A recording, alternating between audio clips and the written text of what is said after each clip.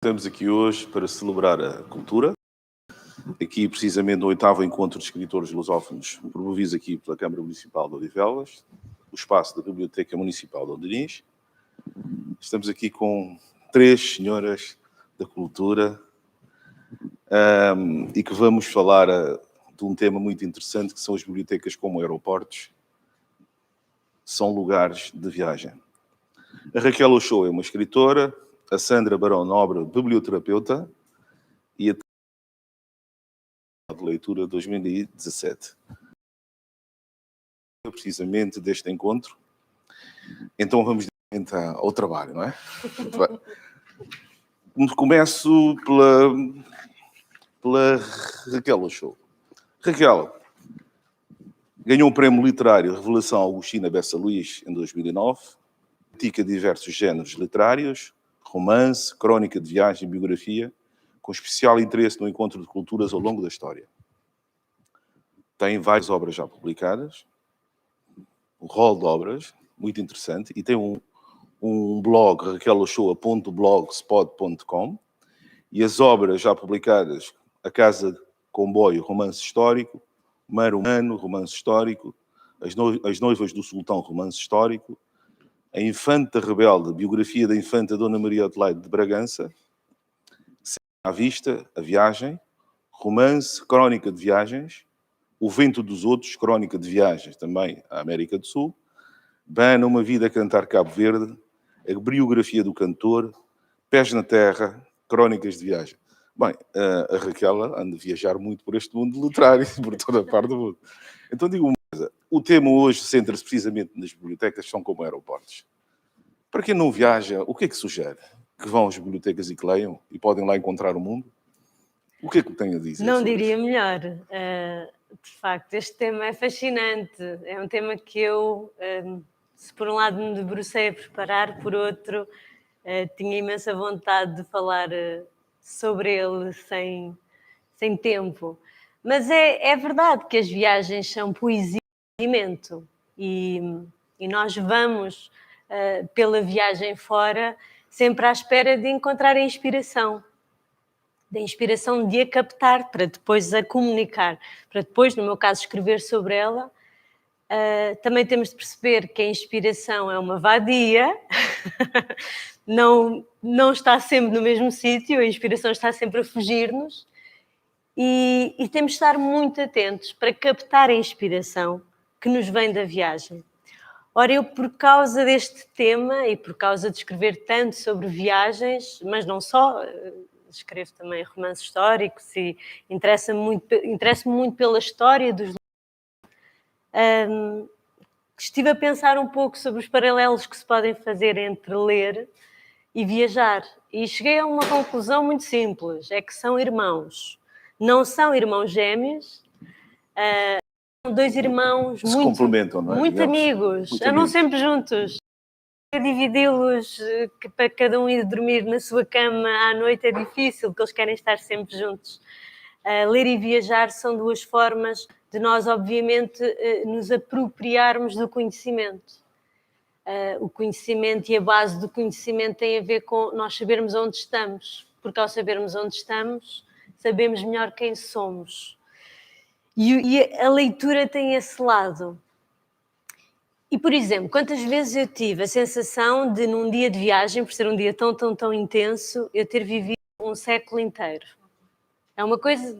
Às vezes, em viagem, num dia, tem-se a sensação de se viver um século inteiro.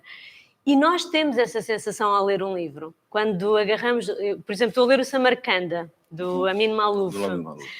E é exatamente essa a sensação, ainda por cima como estou a devorar e estou a lê-lo em poucos dias, tive essa felicidade de poder parar uns dias de férias e, portanto, estou a lê-lo. E é exatamente a mesma sensação, é a sensação de, num curto espaço de tempo, se viver um século inteiro ao ler aquele livro. E temos muitos outros exemplos, estou a dar este exemplo que é o que estou a ler agora. E, portanto, é... Ler e viajar, irmãos. Não são irmãos gêmeos, mas são irmãos. Outra coisa muito interessante é que na viagem ninguém vai viajar e vai viajar a fazer barulho. Ninguém vai viajar e chega a um sítio e está histericamente ou está a falar constantemente. Nós, para viajarmos e sermos, temos de ir em silêncio, temos de ser observadores, sobretudo se queremos ser um observador narrador. Então, eu vejo aqui outro paralelo imediato. Ler é um convite ao silêncio, ninguém lê a fazer barulho, não é? Nós, quando lemos, temos de estar calados, temos de estar em silêncio. Portanto, novamente, há aqui esta irmandade que se junta. Depois, outro paralelo que me lembrei é muitas vezes, ou essa é a minha experiência, eu viajo a certos sítios, por exemplo, a Índia, Cabo Verde, Japão, Filipinas, onde eu já fui várias vezes. Mas porquê é que eu fui várias vezes? Porque quando eu cheguei eu percebi, isto é uma viagem inicial, isto é uma iniciação, eu se quero realmente conhecer este sítio, eu tenho de voltar. Então, ao reiterar da viagem, eu para conhecer, para me apropriar, para dizer que aquilo é um bocadinho meu, eu tenho de voltar a viajar neste sítio. Ora, nós temos o mesmo com certos livros, é igual. Os livros da nossa vida nós não lemos só uma vez, nós já lemos 2, 3, 4 vezes. E, portanto, de novo é esse paralelo que também aqui encontrei. Depois, obviamente, temos o ato de viajar como esforço de compreensão das culturas. E isso é amor. Nós queremos compreender o outro, é um ato de amor. Acho que também não preciso explicar o paralelo ao ler um livro. É exatamente a mesma coisa. Estão ali, estão irmanados. Ao abrirmos um livro porque queremos conhecer a história de alguém, uma certa narrativa, um certo ponto de vista, é um ato de amor e disponibilidade. Nós estamos a abrir-nos ao mundo com amor ao ler um livro. E, portanto, também aqui encontrei esse paralelo. E avançando na idade, na idade e nesta exposição, aquelas pessoas que dizem eu já não tenho idade para viajar, ou eu já não tenho paciência. E é verdade que viajar implica suor, porque é um ato físico que exige saúde, suor e força anímica. É preciso também uma força anímica para sairmos do nosso país, da nossa zona de conforto, etc. Mas o facto de nós já não termos paciência, não falo por mim, que estou pronta para partir já amanhã, mas o facto de algumas pessoas, pela idade, por condições físicas, etc., já não estarem capazes de viajar ou não se sentirem capazes, isso não implica jamais que tenham desistido de conhecer, que se tenham desinteressado de conhecer. E aí, novamente, existem os livros. Felizmente, eu vi isso agora. Vi isso agora neste período de um ano e tal que não viajei. Acho que nunca li tanto na minha vida. Foi a salvação. Foi a minha grande janela para o mundo, foi a leitura. E, portanto, de novo, os livros estão ali a complementar. E nunca li tantos livros de viagem, curiosamente, como neste ano, exatamente por esse motivo. Uma outra ideia que eu acho muito importante é que eu sempre senti que o mundo sempre foi muito meigo e muito exigente comigo, nas experiências que me proporcionou. Nós vamos para o mundo para crescer. Uma viagem onde não nos aconteça nada e onde seja tudo muito, muito, muito linear, tudo muito certinho, é uma viagem enfadonha, é uma viagem sobre a qual não se pode escrever, não há nada para escrever sobre. Portanto, normalmente, seja porque tenho essa capacidade de me meterem alhadas, seja porque... as viagens obrigam-me a fazer isso. As viagens obrigam. E a verdade é que se o mundo é meio exigente connosco, na leitura nós encontramos a mesma experiência. Porque se por um lado a leitura nos embala e nos abraça, por outro lado também é muito exigente. Depende dos autores, obviamente, mas ler um Saramago é uma coisa que é muito exigente para a nossa cabeça, é preciso um esforço. É uma viagem. É uma viagem. E de novo, então, há aqui essa correspondência. E se calhar para terminar... Terminar não, porque eu tenho lá uma questão aqui muito importante. Não esqueça aquilo que vai dizer, porque isso aí é uma curiosidade. Bana, Uma Vida a Cantar Cabo Verde, a biografia do cantor. Chegou a conhecer o Bana? Muito bem, entrevistei-o durante... As músicas do Bana são como viagens. Exatamente. O Bana era uma pessoa encantadora que quando o conheci ainda deu 2 outros concertos, portanto já foi no final da carreira e no final da vida, mas ainda o vi ao vivo e era uma pessoa que tinha uma capacidade hipnótica sobre a sua plateia.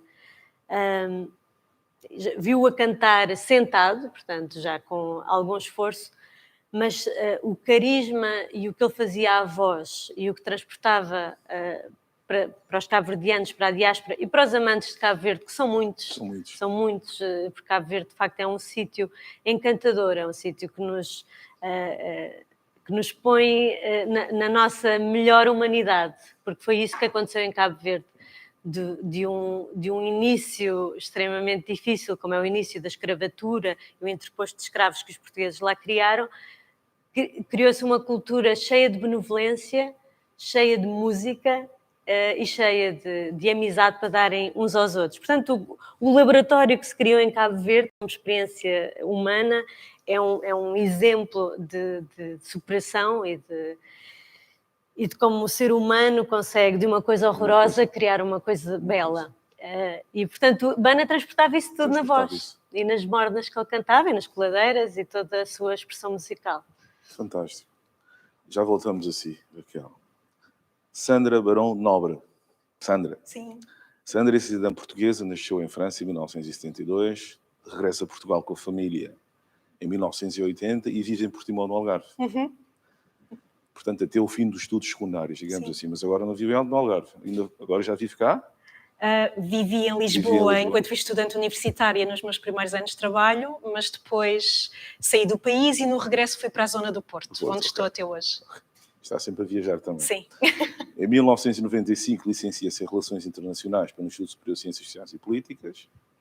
Desempenha funções na Telecel, na Câmara de Comércio Uruguaio-Portuguesa, em Montevideo. Na Fundação de Serralves e na livraria online UC, do Grupo Porto Editora, onde trabalha entre 2013 e 2015. Nos entretantos, nunca parou de viajar. Em 2011, cria o acordofotográfico.com, um site onde, e com fotografias e textos de sua autoria, homenageia o ato de ler. E em 2014, parte de mochila às costas para fazer uma volta ao mundo e fotografar leitoras. Desta experiência resultaria a publicação do livro em 2017, pela editora Relógio d'Água, Uma Volta ao Mundo com Leitoras. É disso que vamos falar daqui a um bocado. Sim. Após o regresso a Portugal, decide mudar de vida e trabalhar por conta própria. Obtém um certificado internacional de coaching Praxionaire. Faz formação em biblioterapia para a infância e juventude na Faculdade de Psicologia da Universidade do Porto e lança em 2016 a biblioterapeuta.com. É uma mulher empreendedora, já estamos a dar conta disso. Portanto, um conjunto de serviços de biblioteca, portanto, disponíveis num site online que as pessoas possam consultar e tirar dali muito proveito. Desde então desempenha ou acompanha clientes particulares, individuais ou institucionais em grupo em processos de biblioterapeuta, coordena projetos de voluntariado em torno da leitura em voz alta e dinamiza ações de formação sobre biblioterapia, o cérebro leitor e a promoção da leitura.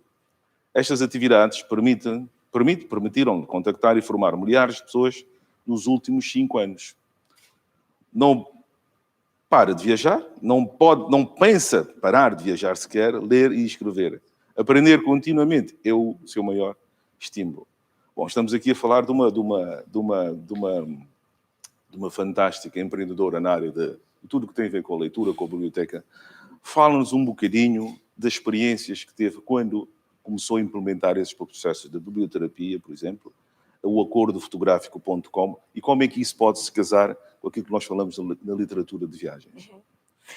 Na verdade, eu quando tive a ideia para começar o Acordo Fotográfico, eu não sabia no que me estava a meter, porque foi literalmente um projeto que eu criei de uma forma muito egoísta, muito a pensar só em mim, na minha necessidade de fazer uma coisa diferente e de colmatar um bocadinho a frustração que sentia já a nível profissional. E queria ter alguma coisa em que eu fosse independente e que só eu fizesse aquilo que me apetecesse. E na altura tinha descoberto, estava a começar a fazer formação na área da fotografia, para não fazer só, enfim, aquela fotografia típica de quando viajava e pegava na câmara e tirava umas fotos. Portanto, quis começar a fotografar como deve ser, não é? Bons enquadramentos, cuidado com as composições, etc. E como sou leitora desde pequenina e nunca saio de casa sem um livro, ando sempre a... Tenho sempre... Ontem saí de Matosinhos com um livro na mala e outro na mala. Pronto, acabei de ler um livro no comboio e outros provavelmente no regresso a casa terminarei de ler o outro. E estava sempre muito atenta ao que os outros andavam a ler na rua, no metro, nos transportes, numa esplanada. E a determinada altura tive essa ideia de juntar as duas coisas, esse gosto pela fotografia e começar a abordar pessoas que leem na rua. Pedir-lhes autorização para fazer fotografia, explicar quem sou, entrevistá-los e depois ir para casa e escrevia sobre isso, não é? Portanto, onde é que a pessoa estava, o que é que estava a ler. E isto foi em 2011 e o projeto cresceu muito, mereceu logo a atenção de alguns mídias também e eu percebi que afinal aquilo não ia ser para mim, foi a primeira grande lição. Depois também, à medida que fui conhecendo mais leitores e conversando com eles e entrevistando essas pessoas, e acabei por fazer relações de amizade, não é? Porque os livros têm essa coisa maravilhosa. Nós, a propósito de um livro, começamos a falar com uma pessoa estranha e de repente temos isso em comum. E então percebi também que o blog seria mais dos leitores do que propriamente de mim, pelo prazer que me dava escrever aquilo.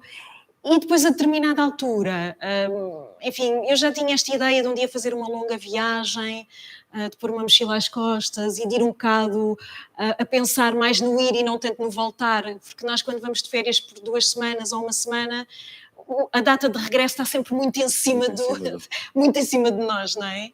E eu queria muito viver essa experiência de uma longa viagem. E então, com o projeto do acordo fotográfico, achei que tinha um bom pretexto. E pedi uma licença sem vencimento e fiz essa volta ao mundo para fotografar leitores noutros países, noutros continentes, nomeadamente em países de língua oficial portuguesa ou territórios onde ainda se fala português, como Macau, Goa, Malaca, pronto, passei por esses territórios. E já fiz essa viagem com a biblioterapia descoberta, portanto, já andava a namorar esta ideia e a pensar que se calhar o meu futuro poderia passar por aí. E depois, quando voltei a trabalhar nos mesmos moldes, depois de uma volta ao mundo, voltar a ficar fechada num escritório e a trabalhar na frente de um computador 8 horas, 7 horas, 9 horas, eu percebi que não ia ser mais possível. Não era. E então decidi ser biblioterapeuta e voltei a fazer alguma formação, despedi-me do sítio onde estava a trabalhar, voltei a fazer alguma formação e lancei os meus serviços nessa área da biblioterapia. E uma grande viagem, tenho que admitir, não é? Mas uma viagem muito gratificante, que intensificou ainda mais os meus padrões de leitura, portanto, leio muito mais do que alguma vez li. Diluiu também esta fronteira que há entre ler por prazer e o ler a pensar que um dia posso recomendar este livro a alguém, ou seja, eu estou a ler por prazer, mas é trabalho também, porque é tudo, estou a acrescentar à minha plataforma de conhecimento, não é? Quanto mais leio, mais posso também aconselhar melhor os meus clientes e orientá-los melhor. E depois também, como disse aí, e muito bem, não parei de viajar. Eu inicialmente, quando investi nesta área e deixei de trabalhar e ter um salário certo, achei que não ia poder viajar como viajava. E depois a vida ensina-nos que afinal não foi assim. Acabei por poder também intensificar o meu ritmo de viagens. Muitas viagens que começam em livros. Eu leio muito porque primeiro descobri um destino, um monumento, um quadro, uma música num livro e depois quero ir ao sítio e quero ver com os meus próprios olhos. E então, ainda há pouco a Raquel falava esta viagem física que nós podemos fazer e esta viagem também através só do livro. De facto, é uma relação de irmãos, não é? Eles estão de mãos dadas. E assim como eu vou a certos destinos por causa de livros clientes, no regresso a casa também prolongo a viagem continuando a ler, não é? Eu continuo a viajar pelo Japão através de literatura de autores japoneses. Eu continuo a viajar, continuo a estar em Salvador da Bahia através de um livro de Jorge Amado e por aí adiante. Portanto, é também uma forma de continuar a viajar depois do regresso físico a casa. Isso é fantástico. Então, o que sugere às pessoas que não viajam assim tanto, mas que gostam muito de leitura, o que é que sugere, o que é que lhe tem a dizer? Portanto, quem entra em contato consigo via a sua plataforma da biblioterapeuta.com, e ali pode ajudar muitas pessoas tanto a encontrar-se e a fazer as viagens sem sair do próprio sítio. E também até ali, a partir desse momento, ganharem vontade de viajar e conhecer. Vontade de viajar, quem sabe, não é? Sim, já houve alguns clientes que me procuraram por serem leitores, mas estarem a atravessar uma fase de um certo desencanto com aquilo que andavam a ler, achavam que tudo era já muito igual, entravam nas livrarias e sentiam-se um bocado perdidos, não é? Porque há muitas novidades, há muitas coisas a chegar ao mercado e, na verdade, aquilo que eles estavam a precisar era de sair um pouco da sua zona de conforto e mudar de estilo literário a que estavam habituados. E a literatura de viagens é sempre um excelente recurso e houve pessoas que, através das minhas sugestões e também biografias, acabam por mudar um bocadinho os seus padrões de leitura e reencantarem-se com o ato de ler. Isso é fantástico. Portanto, é só uma questão, às vezes, de alargar os horizontes e dizer não há só este tipo de literatura, não nos vamos fechar só aqui no mundo anglo-saxónico ou na literatura portuguesa. Há, por exemplo, um excelente autor indiano, há mais literatura na América do Sul do que só o realismo mágico, não é? Há novas vagas de autores. E então é também um bocadinho esse papel de orientação que vou fazendo. Sandra, já tem livros publicados, não tem? Tenho um. Tem um. E está à espera de publicar mais? Porque... Ainda há pouco estávamos a falar disso, não foi, Raquel? Porque eu não escrevo ficção. Eu gosto de escrever crónicas e gosto de escrever sobre a vida lá fora, não é? E a partir do momento em que eu me dediquei à biblioterapia e porque é muito difícil viver só da escrita em Portugal, Sim. Eu tive que ser muito pragmática, Claro. Não é? Porque continuamos a ter as contas para pagar e pronto, e temos que fazer face àquelas coisas mais prosaicas da vida e deixei de ter tempo. Não é que eu não deixei de viajar, mas aqui também viajar muito, mas numa ótica de trabalho, porque vou com grupos de clientes, claro, e oriento grupos de pessoas nessas viagens. Mas a verdade é que deixei de ter tempo para investir na escrita. Por exemplo, esse livro que eu publiquei em 2017, ele resultou da viagem que fiz à volta do mundo, em que eu não li um livro durante essa viagem, me escrevi todos os dias. Observou e depois escreveu muita coisa. Exatamente, ou seja, ao fim do dia, ou quando parava para almoçar, ou em algum sítio que me inspirasse mais, eu escrevi cadernos e cadernos durante essa viagem. E ultimamente não tenho tido essa oportunidade de fazer porque tenho que investir nos projetos também que me dão retorno financeiro mais imediato. Pronto, e então tenho esse livro da Volta ao Mundo, tenho alguns projetos na cabeça para escrever, mas preciso de ter aqui... Está a ser uma conversa muito interessante. Agora vamos falar da Teresa Pombo, a nossa professora também, né? Portanto, que está no Plano Nacional da Leitura. A Teresa Pombo é docente de português do 3º ciclo de ensino básico, mestre em Ciências da Educação na área das tecnologias educativas e formadora de docentes, das áreas de educação para os mídia e tecnologias educativas. Entre 2010 e agosto de 2017 colaborou tempo parcial com a Direção-Geral de Educação, onde se desenvolveu diversos projetos a nível nacional e europeu, no âmbito da integração curricular das tecnologias, projeto Ingénios e CPD Lab. Depois já vai falar um bocadinho sobre esses projetos Ingénios, que deve ser um projeto muito interessante, e da educação para os mídias, blogs educativos e jornais escolares com a autoria do referencial da educação para os mídias, publicado pela Direção-Geral da Educação em 2014.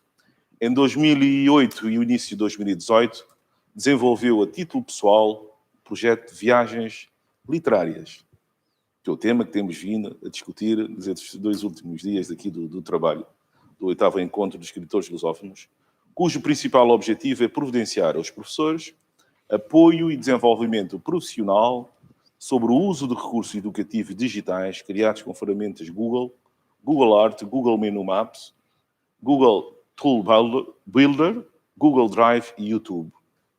Pertence à Direção-Geral de Google Lit Trips, o projeto literário reconhecido internacionalmente, cujos recursos são inteiramente disponibilizados sem qualquer custo. Isto é fantástico.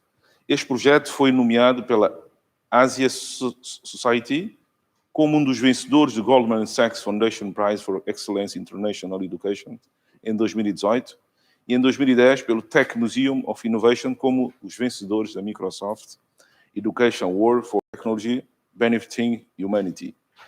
Em setembro de 2017, iniciou a colaboração com a equipa do Plano de Leitura 2027, onde desenvolve as áreas das literacias digitais e dos mídia, apresentando os projetos roteiros digitais de leitura e cenários de viagem, leitura, escrita, tecnologias, e colabora noutras iniciativas que visam a promoção da literacia digital da leitura e a escrita como ferramenta do século XXI.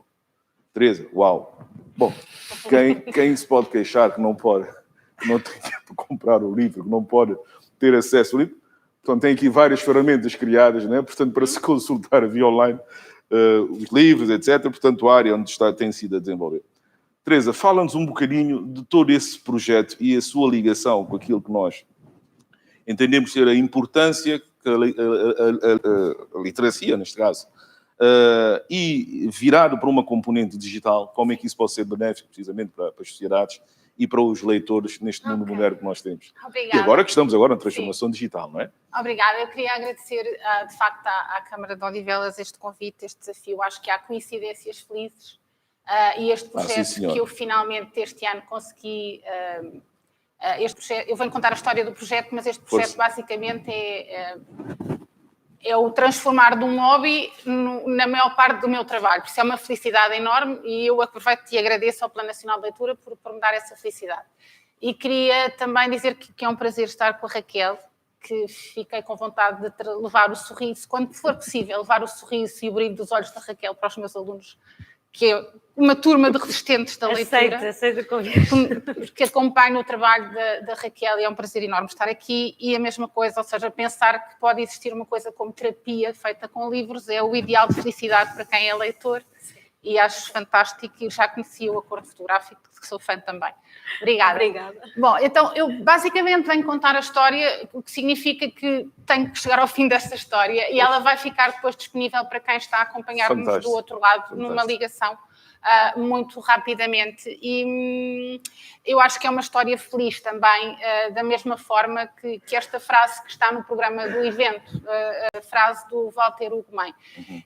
E é muito curioso porque eu não conhecia a frase, não tinha lido ainda, e o meu esforço em procurar a fonte desta frase mostrou-me ou comprovou-me aquilo que nós sabemos do digital hoje em dia, é que está tudo no digital e nem sempre referenciado da melhor maneira. Então fomos descobrir que a frase que ele tirou de um dos seus próprios contos e publicou no Jornal de Letras em 2013, afinal estava num livro. E finalmente ontem consegui colocar aqui a citação correta, porque eu acho que os autores merecem citações corretas. Merecem, sim. Pronto, e fiz essa questão. O desafio deste projeto, e eu gosto sempre de começar as minhas intervenções por Era Uma Vez, os meus alunos costumam dizer que já estão cansados do Era Uma Vez, o que eu acho ótimo, mas eu gosto, não é? Acho que os meus 50 anos me permitem.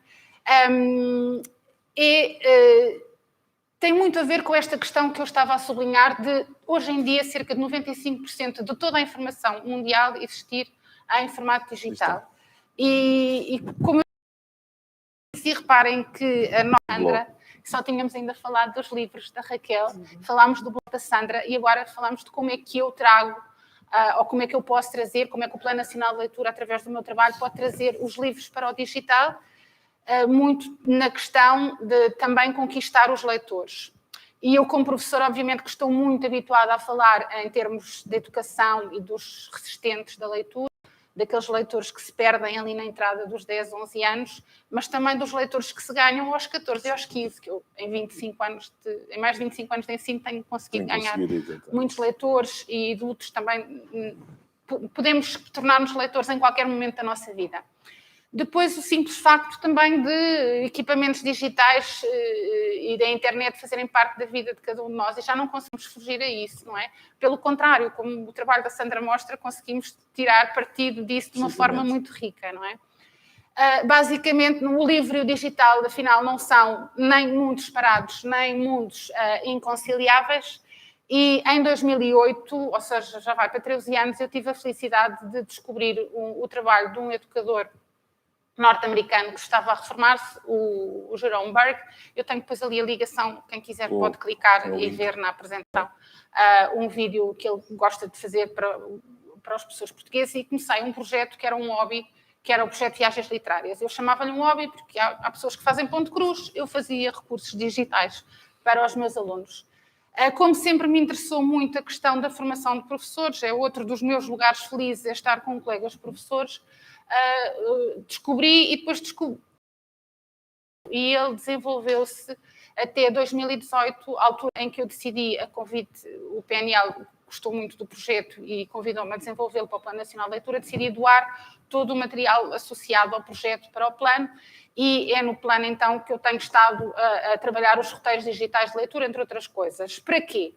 A questão da motivação para a leitura, porque nós sabemos, no contexto em que trabalhamos, e quem trabalha em mediação de leitura nas bibliotecas também sabemos que é preciso tempo e espaço para a leitura, e parece que são coisas que nós cada vez temos menos. Não é? Há tantos desafios, tantas outras coisas para fazermos, e acho que era importante. Depois, a própria questão geográfica, histórico-cultural que daí decorre.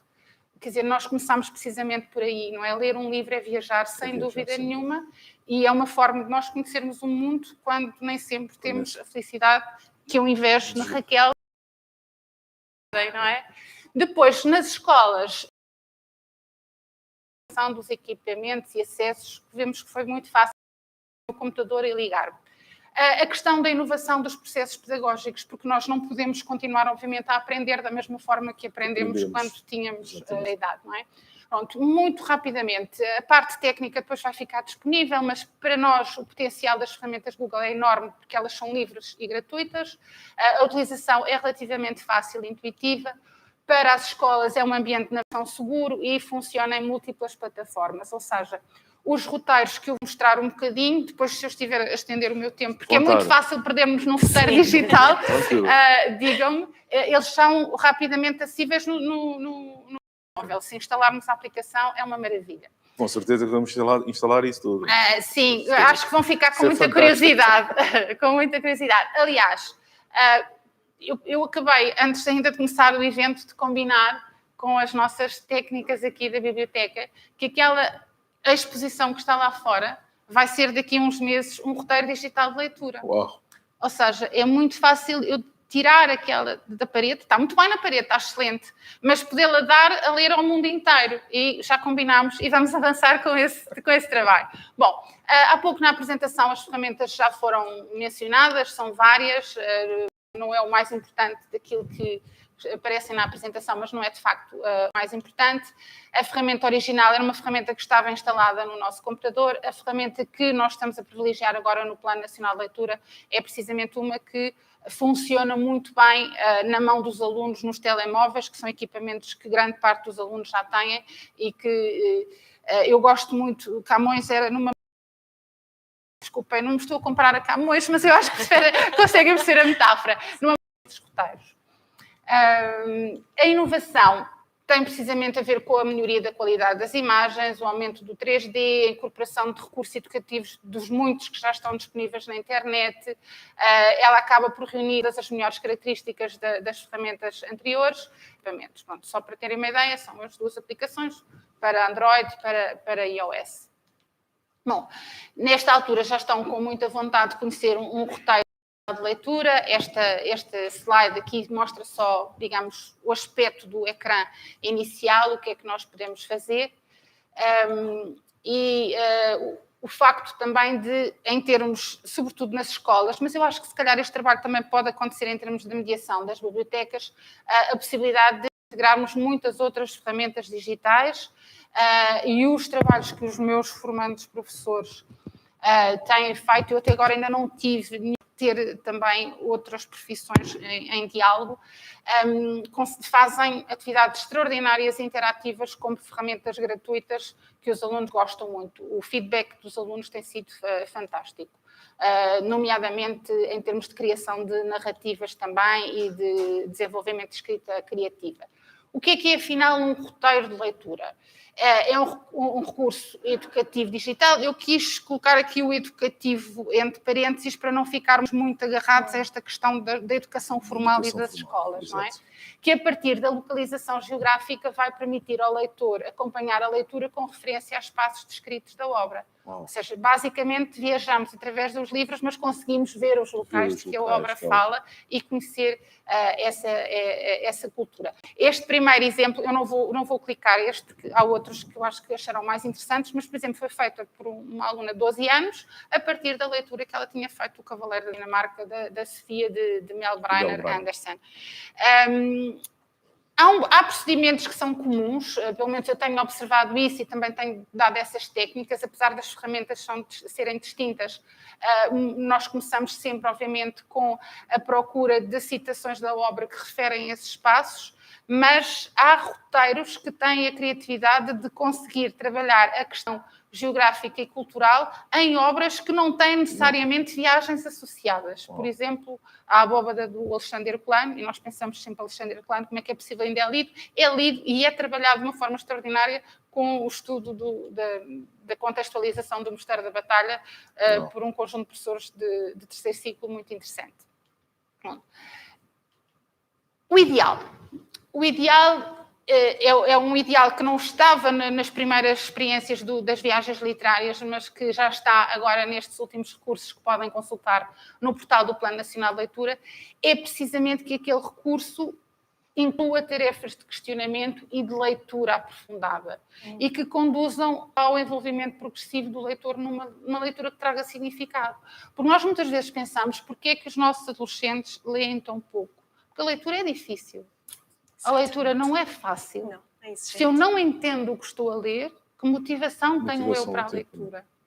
E então é preciso não substituir a leitura deles, que muitas vezes eu acho que é aquilo que acontece, é o professor impor a sua leitura e o aluno tem que levá-los precisamente a descobrir a leitura. E todos eles, que se forem conduzidos dessa maneira, conseguem fazer a leitura e depois passam para a escrita muito facilmente. Eu tenho experiências dessas todos os dias. A questão do digital é porque, de facto, é uma ferramenta que, para nós, se calhar, não é tão familiar, mas para eles é, de facto. Na questão do trabalho que nós estamos a fazer do plano, nós estamos a fazer isso desde os níveis de pré-leitura, ou seja, estamos a trabalhar roteiros desde literacia emergente. Trabalhar já com alunos de 4 e 5 anos, e tenho testemunhos extraordinários, muito bons mesmo, nomeadamente em termos agora do confinamento. Houve uma educadora que me tinha produzido um roteiro de uma história que ela própria criou e que um dia espero vir conseguir apoiar para ser impressa, porque é maravilhosa, ela só existe em digital, e que me disse, Teresa, estávamos à distância, e os pais das minhas crianças pedem para ver o livro, muitas vezes no telemóvel, porque conseguem ouvir a minha voz, porque o livro tem também a parte áudio. Quer dizer, e é o que nós queremos, não é? Que eles queiram ler e queiram ouvir e queiram conhecer a história. É um dos roteiros que eu trago aqui também para exemplo. Bom, o primeiro roteiro que eu fiz foi os Lusíadas, porque não os Lusíadas, não é? E acho que esse ano ficou sempre marcado na minha carreira como professor de português como um ano interessantíssimo, porque os meus alunos não só puderam ver, eu gosto sempre que eles vejam o facsímil da primeira edição e que olhem e tentem descodificar, e depois fica muito interessante. Eu quis fazer a abordagem da obra como a magnífica relato de viagem que é. Não é só, mas também é. Há imensas possibilidades de trabalho em sala, ou para a sala de aula, ou para a biblioteca, um guião de análise de uma obra para uso autónomo dos alunos, um ponto de partida de um conteúdo de um projeto de leitura. Eu gosto muito de trabalhar o programa de português em projetos autónomos de leitura. Uma forma dos próprios alunos apresentarem o seu projeto de leitura autónoma, e eu tenho muitas histórias, já perceberam, e uma das histórias que eu gosto sempre também de trazer foi eu estava a fazer um workshop para professores em Coimbra já há anos, e um filho de uma das professoras assistiu a 15 minutos da minha apresentação. Ele tinha 15 anos na altura e assistiu a 15 minutos da minha apresentação. Não precisou de mais para, na semana a seguir, fazer a apresentação do livro que ele estava a ler, aos colegas com a ferramenta. E foi interessantíssimo porque ele estava a ler um livro sobre Anne Frank, não o diário, mas sobre Anne Frank, e ele levou para a sala de aula. Não estou a dizer que ele não fizesse a apresentação do leitor que tenha os olhos a brilhar, consegue fazer uma boa apresentação, mas eu acho que o facto de ele ter trazido essa questão do mapa foi muito importante também. Depois, a própria possibilidade do mapa ser utilizado para fazer a produção de narrativas digitais. E vamos inventar uma história a partir destes lugares, por que não? É uma possibilidade. Bom, nesta altura já toda a gente quer ver um roteiro. Deixem-me só mostrar aqui este exemplo. Este exemplo é de 2009. E como eu tinha um blog na altura, outras pessoas liam o meu blog e um colega da Galiza fez uma proposta de fazermos uma volta ao mundo em 80 contos, que foram muito mais que 80 contos, mas permitiram-nos reunir num mapa quase 100 contos de todos os lugares do mundo e transformar, no fundo, o mapa numa espécie de livro digital. Estou a passar por cima, mas depois isto fica tudo disponível. Sim. Outra das coisas que nós temos feito e tem tido alguns resultados é acreditar também na espontaneidade dos professores.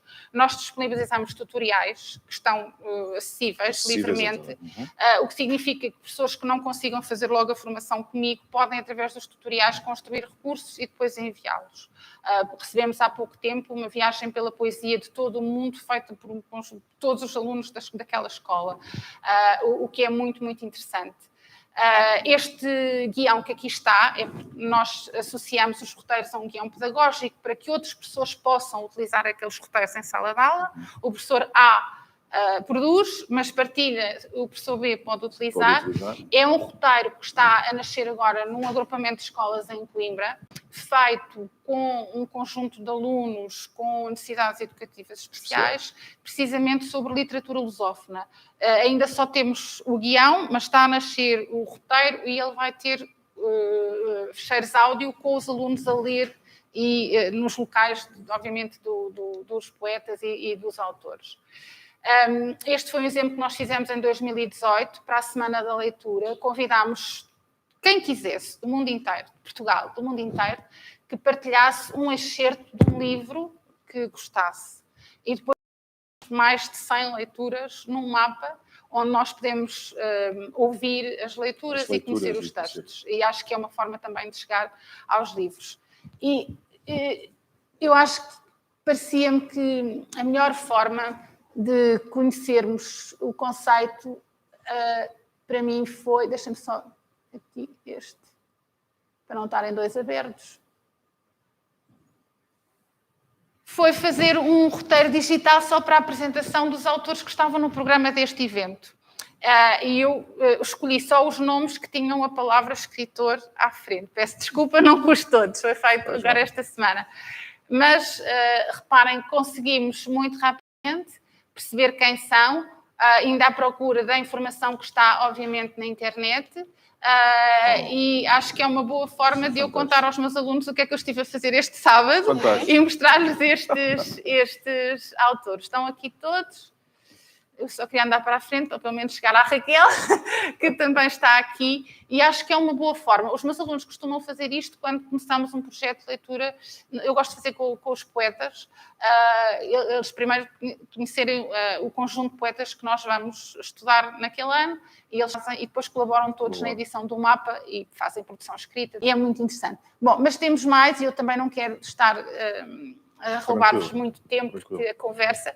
Estes são dois exemplos. O da direita é muito fresquinho, foi apresentado esta semana por uma professora que vai trabalhar com os alunos a obra de Mia Couto e de Clarice Lispector, e toda a obra está apresentada no roteiro. O da esquerda foi feito pelas suas famílias.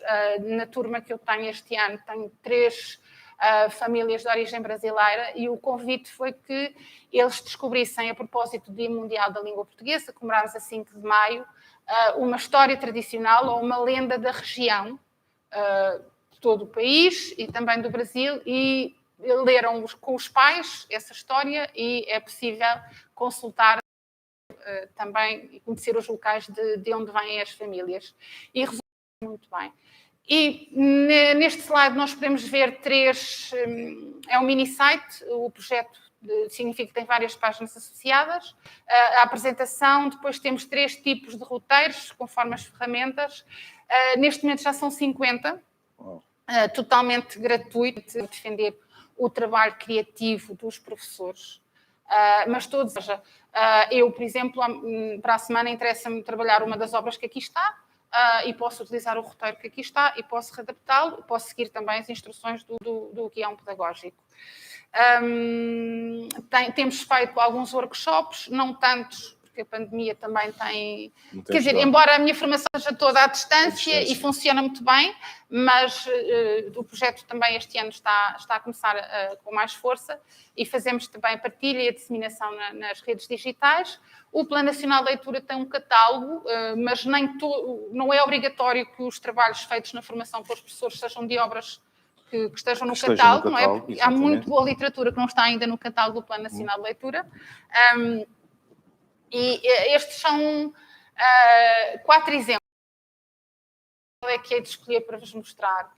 Tenho um carinho muito grande pelo tal da pré-leitura. Não sei se podem projetar isso no Sim, pronto. Eu escolhi 4 precisamente de acordo com os níveis de leitura. No catálogo do Plano Nacional de Leitura, nós não definimos que uma obra é para aquela idade. Definimos que é para aquele nível. Porque, independentemente da nossa idade, nós podemos estar em níveis diferentes de leitura, não é?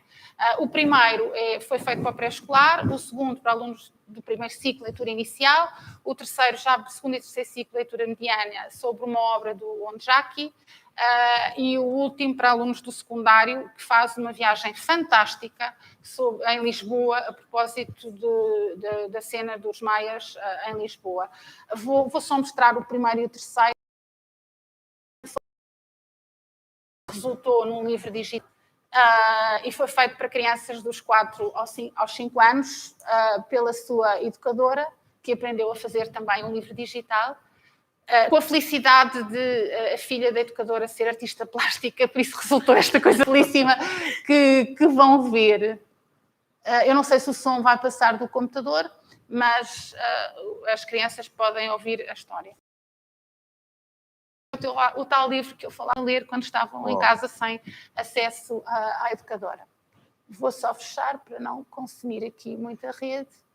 E este último foi feito, então, por 2 professoras bibliotecárias de Coimbra para trabalhar com os alunos, os da minha rua, de Onjaki.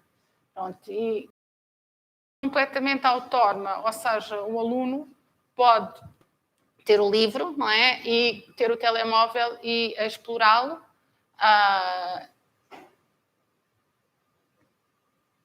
E conhecer precisamente os cenários, todos os cenários de que fala a obra, ver vídeos, ouvir áudios. Com muita pena, em Angola e quase nenhum país da África tem vista de rua, mas ainda assim acho que ninguém tem dúvidas que é uma viagem fantástica. Uma viagem fantástica. Eu já devo ter ultrapassado o meu tempo. Estamos dentro da hora que já voltamos aqui, porque é muito interessante. Hoje em dia o futuro acaba por passar muito nessa componente digital. Exatamente. Pronto. Vou só finalizar, depois os roteiros ficam de facto disponíveis, a apresentação fica disponível para verem daqui a pouco. Há imensas possibilidades. Eu costumo dizer que a imaginação é o limite, ou não deve ser o limite.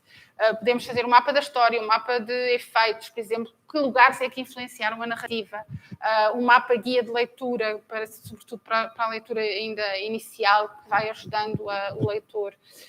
Um mapa de comparação pessoal, em que, por exemplo, nós chamamos a atenção para eventuais paralelismos que possam acontecer entre as nossas vivências e as vivências do livro. Por exemplo, pode haver um mapa só para estudar um autor específico, uma caça ao tesouro. Outra das coisas que nós temos procurado fazer é que, dentro do possível, estes roteiros de leitura sejam interdisciplinares. Eu até prefiro o termo transdisciplinares. Ou seja, que os saberes das outras disciplinas, e estou a falar agora em contexto escolar novamente, possam ser aqui integrados também.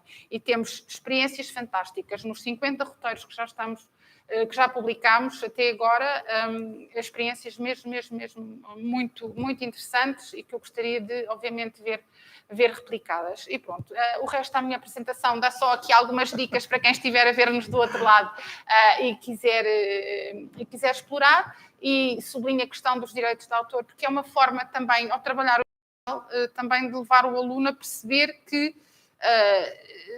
tudo aquilo que está na internet mas tem uma autoria, e é importante que a reconheçamos. E é tudo. Obrigada. Fantástico, Teresa. Fantástico. Uau.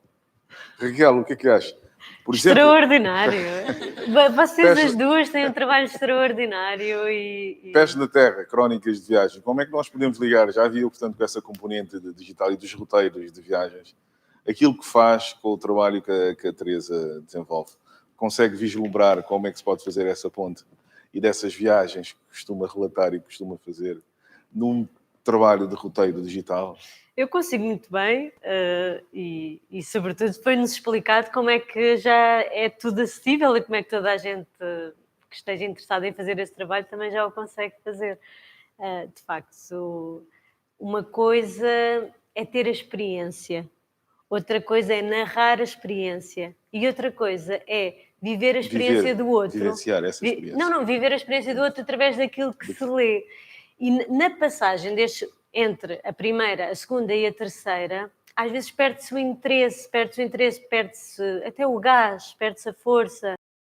E é preciso alguém muito inspirado e com imensa capacidade para saber lidar precisamente com as ferramentas, como agora ouvimos, para que a experiência que é vivida com os pés na terra, que é o nome do meu último livro, que é precisamente um compêndio de imensas viagens que eu fiz, que nunca escrevi elas, e achei que agora era o momento. Como é que essas viagens não se perdem também na memória? E como é que sobretudo, é por isso que eu escrevo. Eu acho que é importante deixar algumas experiências escritas, porque podem ser úteis para os outros. É só isso. Por escrever só por escrever, ou escrever só porque é o que eu faço melhor, passando a falta de modéstia, é algo que me pode fazer muito bem ao ego e que me pode deixar muito feliz e com a sensação de estar realizada. A outra sensação, a sensação para que nós todos trabalhamos, quando nós percebemos que o que fizemos é útil a alguém, e então quando é útil a um jovem, com quem trabalha com crianças e jovens, quando percebemos que realmente o nosso trabalho teve um impacto na vida do outro, não há nenhuma sensação que se iguale. É receber o que a vida tem de melhor. E, portanto, estar em contacto com os vossos trabalhos, que o da Sandra já conheci e acompanho, e sou uma fã incondicional. E é tão bom ver-te assim crescer e progredir e teres este sucesso todo que tens tido, que é tão merecido. Eu dizia-te quando assim que te vi, mais 1000 como tu. Agora o teu trabalho é formar outras pessoas. 1000 como vocês as três. Somos muito mais. Também acho. E nós entre mulheres normalmente somos sempre assim apoiamos muito o trabalho umas das outras, mas é verdade. E eu da Teresa também fiquei muito impressionada porque, quer dizer, isto já está em marcha, isto vai ter um efeito. E não falta muito para vermos esse efeito multiplicar-se. E termos uma sociedade muito mais justa, porque muito mais culta, muito mais informada, que é por aí que também nós temos todos de evoluir em conjunto. Fantástico. Sim. Sandra, já percebemos aqui, pela excelente explicação aqui da Teresa e dos projetos que ela está a desenvolver, que estamos a caminhar para aquilo que, hoje em dia, a maior biblioteca está na net. Sim. Seja dita. Mas, por outro lado, e nós sabemos, a estatística diz que os valores, portanto, até 80% dos portugueses não interessa a leitura, 20% onde está interesse é que acabam por comprar os livros, portanto, físicos, maior transita-se, talvez, para a componente digital. E acho que conseguimos, através do seu trabalho de biblioterapeuta, conseguir levar as pessoas a acreditarem que há uma ferramenta que é via, portanto, da transformação digital. Hoje a Europa, precisamente, também está a desenhar, e o Portugal, no plano 2030, que está a desenhar, portanto, que começa agora o próximo período de programação, que fala precisamente na transformação digital e na economia verde, mas a maior fatia vem precisamente para essa componente da economia digital. acho que consegue levar as pessoas a interessar-se.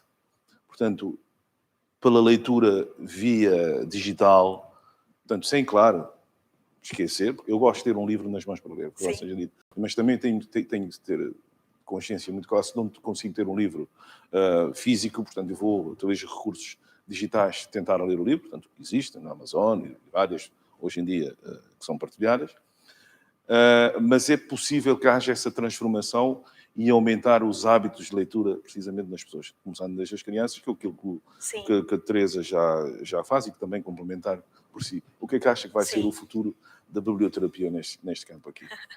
Bem, a biblioterapia consiste na terapia através da leitura, portanto não tem que ser necessariamente, obrigatoriamente, um livro em papel, não é? Pode ser, faltando o acesso ao livro em papel, pode ser o e-book, não é? Ou até o audiolivro. Não tenho pudores em relação a isso. Agora, a Teresa falou numa coisa que me preocupa. Eu acredito nestas ferramentas como um estímulo à leitura, não é? Um ponto de partida para descobrir lugares, para descobrir roteiros, paisagens, enfim, através do mundo que está ao nosso alcance num pequeno aparelho como um telemóvel, e depois, a partir daí, partir para a leitura do livro, da obra na íntegra. Mas há duas coisas que a mim me interessam particularmente, que é a leitura em profundidade e a leitura linear. E nós estamos a começar a perceber, também porque a investigação é recente, que nós no ecrã é muito difícil conseguirmos fazer essa leitura. Nós estamos no ecrã a ler superficialmente, em zigue-zague, à procura de palavras-chave. Portanto, é muito importante educar esta nova geração que já nasceu com os dois pés no mundo digital para ler em profundidade independentemente do meio. No ecrã ou no papel. E aí é preciso adquirir ferramentas, hábitos e saber monitorizar, não é? Parar na leitura, perceber se eu estou a perceber o que estou a ler, para não cair nesse erro de ler assim, tudo, assim muito de repente. E depois, em relação ao e-book, nós já fomos muito otimistas em relação ao e-book, não é? No início deste século dizia-se que o livro ia acabar e que 90% das nossas leituras iam ser feitas em formato digital e isso não se verificou. Aliás, o e-book até perdeu algum fulgor, não é? E, ao que parece, o audiolivro hoje em dia até tem muito mais sucesso do que o e-book. Há mais pessoas a ouvir, ler, do que a ler em formato digital. Bem, não sei no futuro se é essa a tendência que se vai manter, mas eu diria que o livro em papel veio para ficar. Poderemos ter menos leitores no futuro, não é isso que eu quero, não é isso que nenhuma de nós quer, nós queremos mais leitores, não é? Queremos mais pessoas a ler, a consumir, a ler profundamente, a ler por prazer, a viajar dentro dos livros, a fluir dentro da leitura, que é algo também que eu, enquanto biblioterapeuta, é a queixa que eu mais ouço no último ano, eu não me consigo concentrar, eu não consigo reter o que leio, de um dia para o outro esqueço-me. E estou a falar de adultos até que já leram muito e que já tiveram muitos hábitos de leitura. Portanto, há também aqui uma questão de capacidade de memorização, a memória de curto prazo, a memória de longo prazo. Portanto, nós queremos, de facto, mais pessoas a ler em profundidade, a fluir dentro da leitura, a ser melhores cidadãos porque leem, não é? Mas, obviamente, o ideal é coordenar tudo isto, é pôr tudo isto a trabalhar para esse grande objetivo, que é fazer de Portugal um país de cidadãos que leem. E ainda não chegámos lá. Aliás, o próprio Plano Nacional de Leitura divulgou em setembro do ano passado um pequeno estudo, não é? Em que se vê que 57% das famílias portuguesas têm uma relação fraca com a leitura, não é? Ou seja, é demasiada gente, temos que continuar a trabalhar. Temos que continuar a trabalhar nesse sentido. Bom, só de corroborar uma coisinha que a Sandra disse é importante. Eu, como escritora a publicar, deparo-me sempre com a reação dos editores em relação ao e-book, e os editores são os que menos fé têm nos e-books, porque vende-se muito pouco. Portanto, isto é mesmo uma realidade em Portugal. Não era isso que se achava, mas o livro em papel, em Portugal especificamente, porque até acho que é assim um caso de estudo, que há muitos países que não é assim. Mas em Portugal é assim, as pessoas continuam a adorar o livro em papel. E, portanto, tudo o que disseste acho que é super importante, porque nós realmente temos de juntar estes mundos e saber coabitar com eles. Mas dizer isto, sobretudo às pessoas mais novas, que podem não ter essa relação com o livro em papel, que eu acho que é muito importante aperceberem-se. O livro é um objeto mágico. é mágico. O que nós podemos fazer com um livro de papel, para onde o podemos levar, onde o podemos meter, aquilo que nós podemos aprender num livro de papel ao dobrar de uma página, a memória com que se fica de uma certa página, Sim. como se paragrafa, Sim. como se faz títulos e subtítulos, isso perde-se no audiobook, que eu também sou, obviamente, consumidora de audiobooks e tenho um Kindle e adoro e não dispenso, mas a intimidade que se cria com o papel é uma coisa, é como, imaginem, é como passar por esta vida e nunca ter uma pessoa a quem nós chamamos o nosso melhor amigo. A relação com um livro, e-book, em digital, e com um livro de papel é exatamente assim. É alguém que o livro de papel cria-se uma intimidade maior, porque tem uma relação de cheiro, etc. E, portanto, o livro de papel parece-me que de toda a sua história e neste presente e o futuro que aí vem, talvez seja dos objetos que mais difícil vai ser destronar. Ainda bem. Olha que eu concordo consigo, eu tenho uma editora, passamos por isso mesmo e pronto, concentramos precisamente mais no físico. Acho que faz sentido. Bom, para terminar, já estamos praticamente a chegar ao fim. Eu só vos peço que digam umas palavrinhas de incentivo também à Câmara Municipal de Odivelas sobre esses encontros que têm vindo a realizar. O Carlos, começo já aqui pela Teresa, para terminar, então. Só ainda sobre se formos avaliar pelas novas gerações, quer dizer, o livro não vai, em papel, não vai de certeza desaparecer, não é? Quer dizer, eu sou de certeza que devo corresponder a esse perfil. Eu tenho 2 e-books à minha espera e peguei em não sei quantos livros em papel antes e os e-books não consigo ter essa relação. Gosto e as leituras são completamente diferentes em termos de papel. Eu não pus nenhum slide sobre esses tipos de leituras, mas podia ter posto, não é? E no digital. E, de facto, nós queremos que o aluno faça uma leitura mais aprofundada do livro em papel, a partir das questões que ele tem no digital, da tal questão, e sem dúvida. E os próprios alunos me continuam a dizer que preferem muito mais ler em papel. A questão da dificuldade da leitura tem precisamente a ver com os tempos, que são, parece que poucos, não é? Porque há muitas outras coisas, e os tais 57%. Quer dizer, poucos dos meus alunos têm modelos de leitores em casa, claro, que é importante, não é? Ou seja, veem os pais a ler. E os que já leem têm esses modelos. E eu sei porque eu este ano tentei fazer um clube de leitura com pais e filhos e tem sido muito difícil, não é? Vou-me socorrendo destes pequenos desafios em que vos peço para pesquisar histórias. Sobre este evento, é o 8º, somos muito, muito gratos, não é? Nós leitores e os escritores, sem dúvida. Acho que o facto deste ano a pandemia nos ter forçado a fazer uma série de coisas das quais muitos de nós já estamos um bocadinho cansados. Eu devo dizer que estou particularmente feliz por uma série de coisas e uma delas é porque este foi o primeiro evento que eu optei por estar presencialmente. Já tinha tido um convite e em outubro ainda hesitei e fiz à distância e este decidi vir e estava felicíssima. Aliás, no meu Facebook vê-se, porque é o meu, quer dizer, estar no meio de livros e de leitores e sem máscara é ótimo. Mas, ao mesmo tempo, aquilo que eu disse no início, ou seja, eu vou conseguir, daqui a uns meses, transformar aquela leitura, naquela exposição, num roteiro. Por isso, quer dizer, estes formatos, não é, vão com certeza permitir levar este encontro a muito mais leitores. Estes vídeos que eu ainda não confirmei junto da Câmara, mas que acredito que vão ficar disponíveis, vão ser recursos excelentes. Ou seja, aquele bocadinho do início da Raquel, da intervenção da Raquel, vai ser uma atividade da minha sala de aula se o vídeo estiver no YouTube. Fantástico. Eu vou poder levar as palavras dela, o sorriso e o entusiasmo dela, da relação com o livro, para a minha aula. Porquê? Porque este registro ficou feito. Por isso o digital, obviamente, que é uma ferramenta ótima e eu agradeço, de facto, à Câmara por ter permitido que o evento sendo transmitido no YouTube e no Facebook é um recurso extraordinário para todos quantos estão a assistir. Raquel, antes de passar a palavra à Muito Sandra. obrigada, Odivelas. Já não é a primeira vez que participo. Tive exatamente a mesma sensação, até escrevi logo isso no e-mail. O ser presencial anima-me. Eu vinha feliz hoje. É verdade que temos de pegar no carro e deslocar-nos ao sítio, Mas nós entorpecemos ao estar nesta fase em que estamos menos uns com os outros e é verdade que perdemos capacidades sociais. Até quando chegamos aqui e começamos a falar uns com os outros, parecemos assim uns animaizinhos mais antissociais.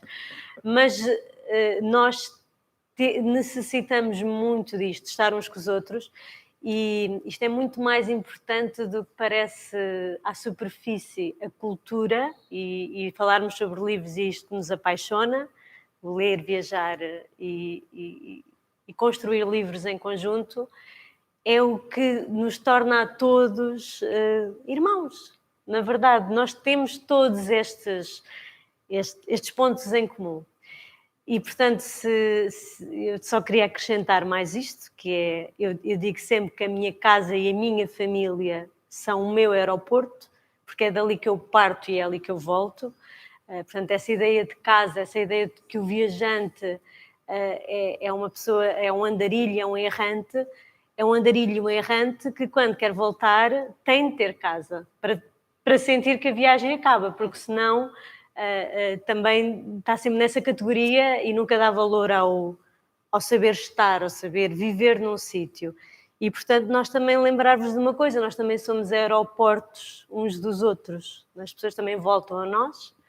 Se somos mães, já fomos mesmo aeroporto de alguém, aterrou neste mundo através de nós, e ter a capacidade de ir reconhecendo a beleza que existe no dia-a-dia, num livro, na conversa que vamos tendo uns com os outros, é uma coisa que os livros estão lá sempre a nos lembrar, essa capacidade de reconhecer a beleza. No fundo, nós andamos aqui para reconhecer a beleza. Que crime e que grande perda se nós deixamos de reconhecer a beleza nestas pequeninas coisas. Sim. Sandra. Bem, agradecer também à Biblioteca e ao Odivelas este convite. Para mim é uma primeira vez, nunca tinha participado. E dizer que sim, que é muito importante e que eu acho que há muitos eventos que não vão no futuro prescindir desta vertente digital. Portanto, ainda que nós possamos estar com muita gente no futuro num auditório, uma sala cheia, que eu espero que isso volte a acontecer, não é? Centenas de pessoas juntas, mas que haverá sempre a possibilidade de haver alguém em qualquer canto do mundo a assistir também numa transmissão online, em direto desse evento. Eu acho que o futuro também passa por aí. Portanto, muito obrigada por esta oportunidade, foi uma alegria muito grande também. Foi para mim o primeiro evento, também assim de estar a falar sobre estas coisas dos livros, acompanhada e sem máscara. E bem, espero que daqui que seja mesmo uma pista de lançamento, não é? Que isto agora seja sempre a melhorar. E depois, puxando aqui um bocadinho a brasa à minha sardinha da biblioterapia, recordar um pouco a imagem daquilo que a Raquel disse, que as bibliotecas são de facto sítios onde nós podemos partir para viagens, mas também podemos aterrar nas bibliotecas, como sítios de amparo, não é? Ou seja, nós podemos, às vezes a vida acarreta aterragens um bocado mais de emergência. E os livros que nós lemos e os livros que ainda temos por ler formam esta rede, não é? Fala-se muito da intertextualidade, os textos tocam-se. E através da identificação com essas histórias, nos sentirmos acompanhados, amparados por essas histórias e pelos personagens, nós às vezes, quando precisamos de aterrar de emergência, podemos vir à biblioteca, porque aqui também são amparadas. E agora que estamos todos a despertar para a questão da saúde mental, em Portugal já era um assunto sério antes da pandemia, e agora toda a gente despertou, parece que coletivamente, para a questão da saúde mental. Eu gostava muito que Portugal olhasse também para os livros como ferramentas ao serviço da saúde. Ao serviço da saúde mental, para lidar com as depressões, as melancolias, as ansiedades, outras questões que a pandemia possa ter eventualmente aqui acentuado mais. Portanto, virmos às bibliotecas e procurarmos consolo aqui também nas bibliotecas. Aqui também podemos aterrar. Muito obrigado. Obrigada. Bem, e assim chegamos ao fim de mais um painel, neste 8º encontro de escritores. Falamos do tema das bibliotecas são como aeroportos, são lugares de viagem, com a Teresa, a Sandra e a Raquel Ochoa. Muito obrigado à Câmara e vamos vendo por aí. Obrigada. Obrigada.